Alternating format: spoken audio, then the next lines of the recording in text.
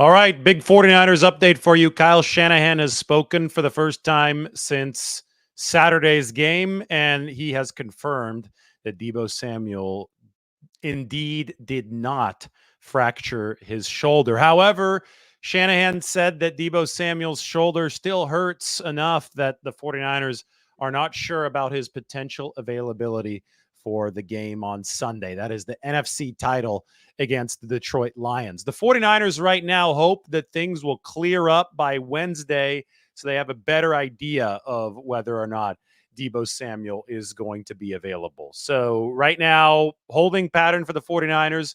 The game planning progression over the course of the week follows this kind of pattern. By Wednesday, the 49ers need to be ready to install the game plan. So the coaching staff is working on it hard right now. They will work on it during the Players' Day off on Tuesday. And then on Thursday, the 49ers run their most strenuous practice of the week. And they really like for players who are going to play on Sunday to be at that Thursday practice so they can properly install everything. So the 49ers hope that by Wednesday, Deebo Samuel at least has some clarity regarding the pain in the shoulder, which is not broken, which gives him a chance for Sunday's game. I highly doubt that he'll practice on Wednesday, but maybe they get him out there in a limited capacity on Thursday. If they don't get him out there in a limited capacity on Thursday, still a chance that he plays, but it's much more likely that he'll be in a decoy role against the Detroit Lions. Obviously, everybody is focusing on this because there's some drama added to it on top of the fact that Deebo Samuel is such an adaptable weapon for the 49ers. CJ Gardner-Johnson, who played for Philadelphia last year but is now a versatile defensive back for the Detroit Lions, tried to pick a social media fight with Deebo Samuel back in October.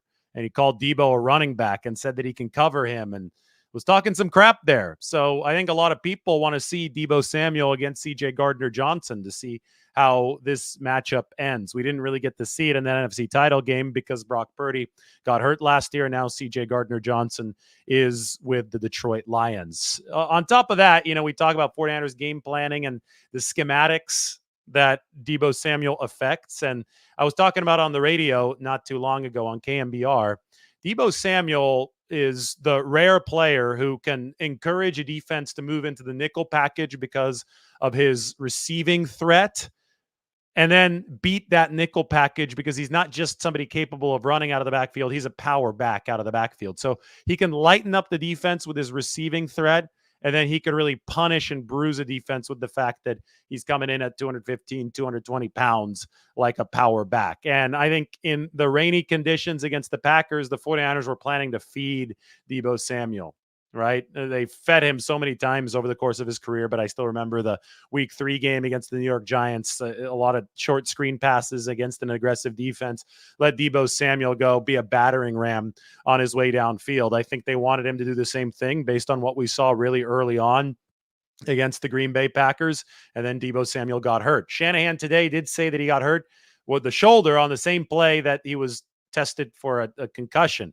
The upstairs spotter saw the helmet-to-helmet hit, so they sent Deebo Samuel into the medical tent to test for the concussion. Those tests came back negative, but then his shoulder started really bothering him, and he exited the game after that point. Remember, he was down on the field for quite some time, and that was due to the shoulder pain as he was gang tackled on that play, running with the football against the Green Bay Packers. So anyway, holding pattern for Deebo Samuel. Give it a few days here. To Wednesdays when the 49ers would like to know more. That's when Kyle Shanahan next speaks, and we'll have a better idea at that point. The 49ers definitely want that better idea for their game planning purposes. 49ers are going to have a Players' Day off tomorrow before the standard practice week, Wednesday, Thursday, Friday. It is a standard Sunday game, not a Saturday game this time around. More updates from Kyle Shanahan. Arik Armstead was actually able to play more than the 49ers expected. I thought this was an interesting nugget from Kyle Shanahan. 46 snaps for Arik Armstead in this game.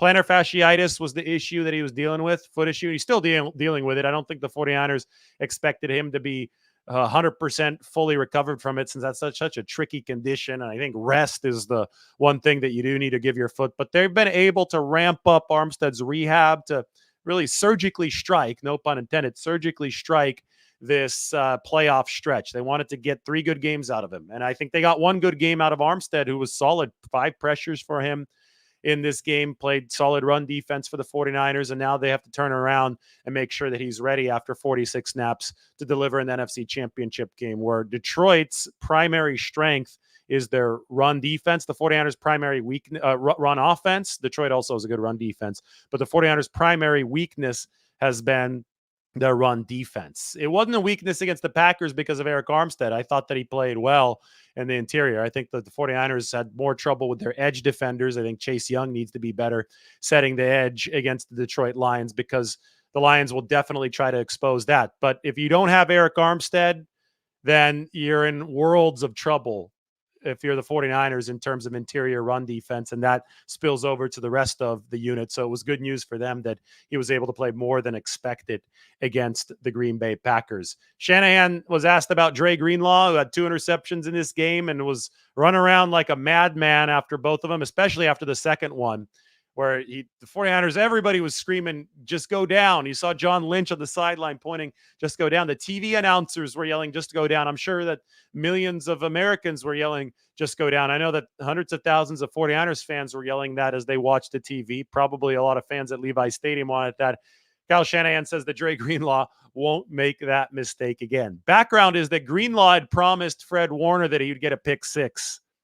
So he was trying to get that pick 6. Unfortunately, I don't think that reward would have been worth, or was worth, the risk that Dre Greenlaw took. But all ended well for the 49ers. There was no fumble on the play that gave Green Bay second life, and now everybody can laugh about it. They all are laughing about it in the 49ers facility, and they're saying, hey, don't make that same mistake again, Dre Greenlaw. He cut in front of the Jordan Love pass that was a big-time illustration of the better decisions that Brock Purdy made than Jordan Love in crunch time. That's the other news right now, and we'll talk about this more, so go ahead and subscribe right now. We'll get into this in some videos. You guys know that I always hit this issue hard because I'm on the correct side of it, unlike several very loud members in the media, and it's becoming louder. It's crazy. The disconnect between Brock Purdy's greatness this year, and he has been great this year, and the narrative surrounding Brock Purdy, the discourse, we'll put it that way, the discourse is widening.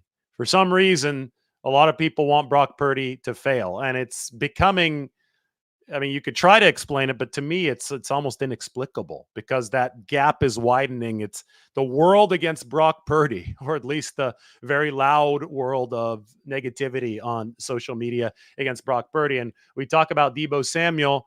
He actually stood up today on social media for Brock Purdy. He says he's never seen this amount of hatred toward a quarterback who's literally leading the NFL by a wide margin in a lot of stats. I could show you one right now on Brock Purdy. This is one that we go to quite often because it visualizes how good Purdy's been so well. But take a look at this and then try to reconcile it with the discourse around Brock Purdy. I challenge you to try to do that. You probably can't. Look at this. Accuracy, efficiency. This is including the postseason. And I get it. Purdy wasn't particularly efficient or accurate for most of the game against the Packers, but then obviously he delivered big time at the end, but he still has a wide lead. It's Brock Purdy and everybody else in the very upper right-hand corner over, wide lead over all the other quarterbacks in the NFL. Jared Goff is right here, right around where Jordan Love is, although he got there through a different path. He's been more consistent than Jordan Love, but all these other quarterbacks are not doing what Brock Purdy has done this season. I'll go through a lot of the stats in a different video. I know that some of you might want to be armed right now for your debates that you're having in the office, but Brock Purdy, and this was just posted on Twitter or X or whatever they call it. Both Brock Purdy and Josh Allen had 39 pass attempts this week against their respective playoff opponents. The narrative is that Brock Purdy, for some reason, is checking down a lot. It's back to the Dink and Dunk narrative. Brock Purdy had only 4 pass attempts behind the line of scrimmage, whereas Josh Allen threw 14 passes behind the line of scrimmage. So just let that marinate in your head a little bit. Everybody online that is not actually watching these games and just trying to say stuff for whatever reason, is saying that Josh Allen was just attacking downfield and is the opposite of Brock Purdy. Allen had 14 passes behind the line. Purdy had 4 behind the line. And you look at completions of 30 plus air yards, Purdy had 1, Josh Allen had none. Completions of 20 plus air yards, Purdy had 2, Allen had none. Completions of 10 or more air yards, Purdy had 5, Josh Allen had 2. Completions of over 5 air yards, Purdy had 7, Allen had 2. Completions of or attempts of over 10 air yards, Purdy had 11 and Allen had 7. So just be very, very careful with what you're seeing on the internet, because the Brock Purdy discourse has never been more full of vitriol and more full of lies than ever. It is just not a fair place for Brock Purdy. And again, it makes little sense, but he is delivering elite throws for the 49ers. By my count, he delivered 4 elite throws, including this one, as he was getting drilled by Preston Smith. I just paused it right there. You could see Preston Smith absolutely drilling Brock Purdy, who lets go of the football, floats it up into the air, gets it over Keyshawn Nixon. Look at that vertical from Keyshawn Nixon. Still not enough for the pinpoint accuracy from Brock Purdy. Nice high point by Jawan Jennings, who made the catch. So you had that. You had the George Kittle touchdown for the 49ers, which was another elite throw. You had the Ayuk throw, which was just a bullseye, and the Chris Conley throw. The Chris Conley throw is significant when we talk about Deebo Samuel, because Conley was the veteran wide receiver filling in for Deebo Samuel at that point in the game. And Kyle Shanahan today said that's why we have Chris Conley and Willie Snead on this football team. 2 vet receivers who have given the 49ers a lot whenever one of their key guys has not been available. And Chris Conley and Jawan Jennings is a vet now in his own right. They both gave the 49ers big-time contributions in the game on Saturday. I'm going to open it up for a quick Q&A since we're already here. We have a big crowd. It is a huge week. Normally these updates, I'll just go with the update. I won't answer many questions, but happy to answer a couple of the questions right now. See, like we have some predictions. Sorry if I'm not keeping up with all. I have a list of about 500 questions here, so I'm only seeing the very latest ones.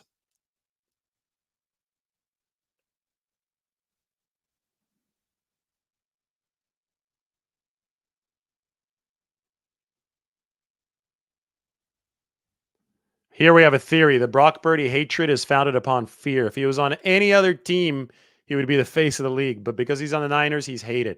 And that's because they fear what he'll become. It could be some truth to that. I think it's something more general. I don't know. I don't think people look at the 49ers and say, oh, we hate every player on the 49ers. I don't think that they're hated in the same way that the Dallas Cowboys may be outside of their fan base. Could be something about Brock Purdy looking like the ordinary guy who showed up in cowboy boots and jeans. I really don't know. You can toss around your own theories, but I honestly will tell you, if I knew the answer, then I would say it right now.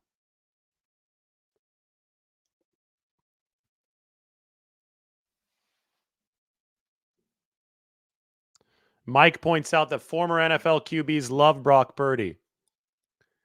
Twitter experts say that he is a system QB and the team is loaded. I'll take the NFL quarterbacks and people who have actually played the game, people who actually watch tape and know what they're looking at. There's an important distinction. Somebody released their quarterback rankings today and was like, I based these off of watching the tape. And he had Brock Purdy down with Justin Fields. It was a complete joke. And it's like, yeah, watch what tape? And do you know what you're watching? I think watch the tape has become code for fake smart. I'm faking being smart about football because I watch the tape. Well, watching the tape is available to anybody. You can pull up the all 22 on social media, on YouTube, anytime that you want. But knowing what you're watching, knowing what to look for, that's a whole different ball game. And it's clear that there are a lot of people that don't know what they're looking for. If there's no fracture, does that mean there is no risk of injuring it more and is just dealing with the pain or other symptoms? Yeah, I think so. But I think that pain management is really, really important to have under control, because if there is a lot of pain, you probably can't do and play at some of the things that you normally do and play at the level that you normally play at, which is why they're waiting to see if the pain does subside. Obviously, there are painkillers and things like that, but at a certain point, you want to keep this as healthy as possible, right? So they're going to wait until Wednesday to get an update on Deebo Samuel as they formulate their game plan.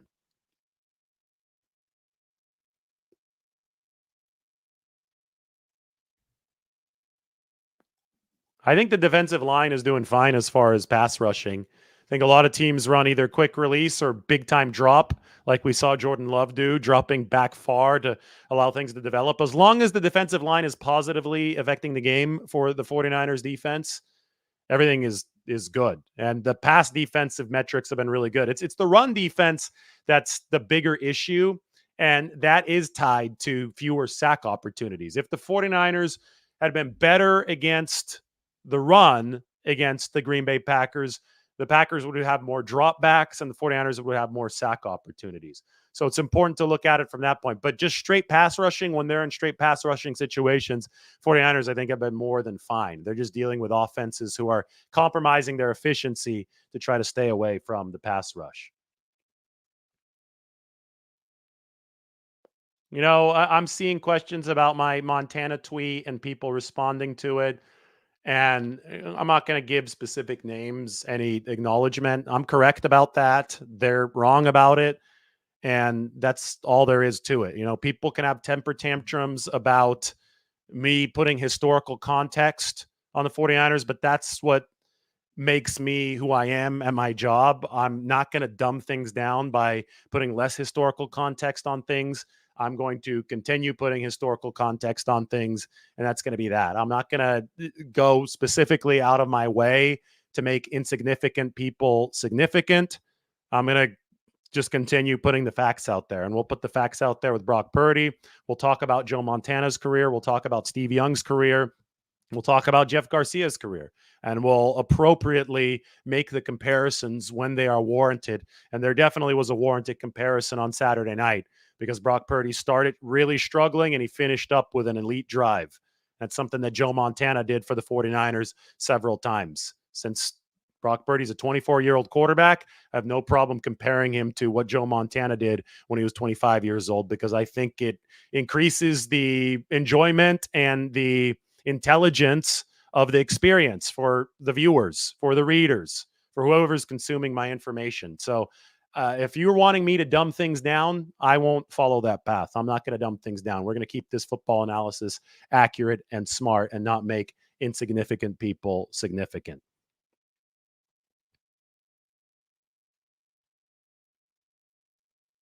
All right. I think I'm going to finish on that. Sounds like a good ending, right?